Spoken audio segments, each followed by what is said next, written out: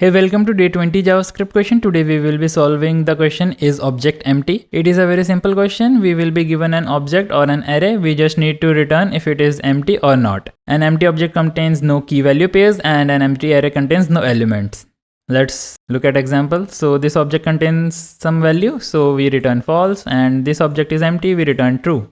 Similarly, this array contains some value, so we return false. Let's do it. So one simple way is we will try to loop over the keys in the object, and if we get some key, we return false, and if we don't get any key, we return true. So for, and if we get something, we return false, else we return true. So in case of the object, for in loop returns keys of the objects, and in case of array, for in loop returns indexes of the array. So that's it. Let's run it.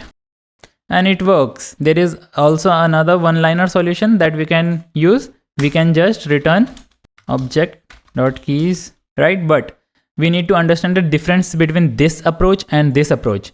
So in this approach, behind the scene, it will be looping over all the keys of the object. So it will be order of n. But in this case, we are returning whenever we get the first key. That is, no matter how many keys are there in the object, we will be returning from the first key itself. So this will be order of 1 and this will be order of n.